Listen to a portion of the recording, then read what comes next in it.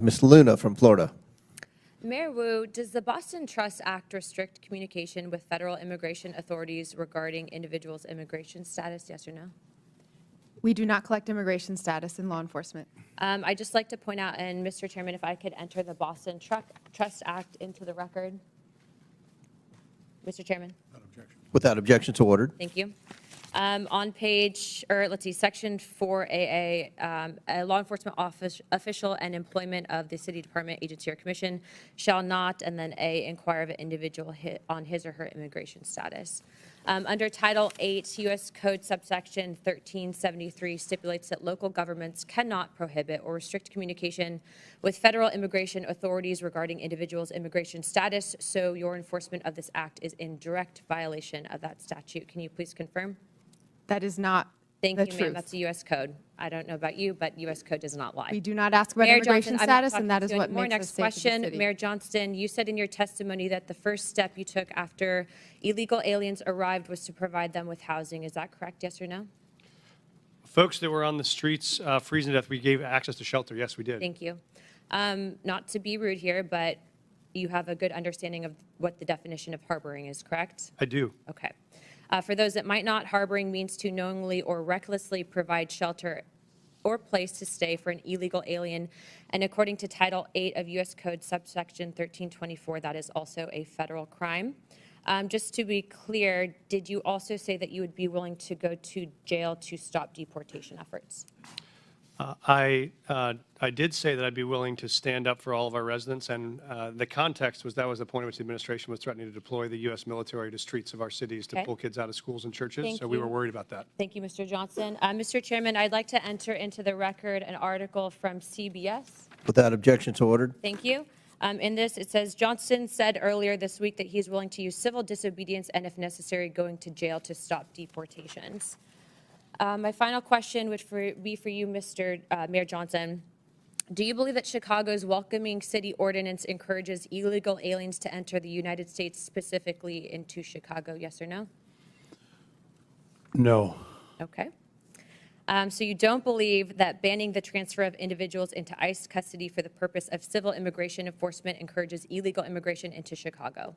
Or how about agencies, sorry, one second, or agents not being able to stop, arrest, or detain individuals based solely on their immigration status or administrative warrant? So we comply with all laws, local, state, and federal.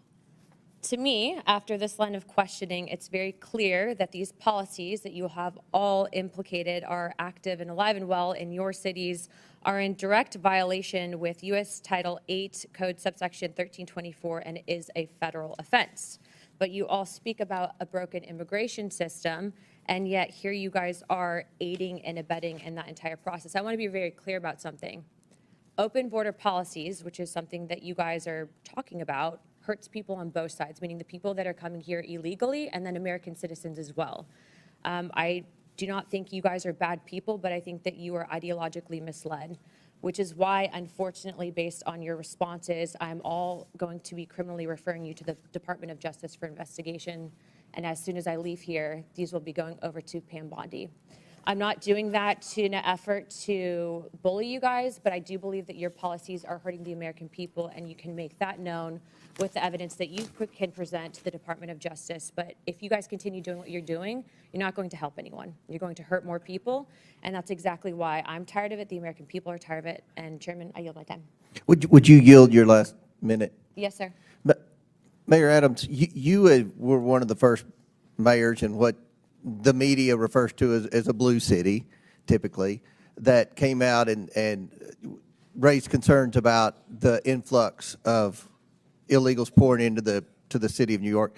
Could you answer the question, what that did to New York City from a budgetary standpoint? Let's not even talk about crime or anything. Let's just talk about from a budgetary, the burden on the citizens of New York City. As I indicated, Mr. Chairman, we spent $6.9 billion, and the long-term impact of that is extremely significant. After COVID, we had a large number of children who was chronically absent. We could have taken $200 million of that and dealt with that.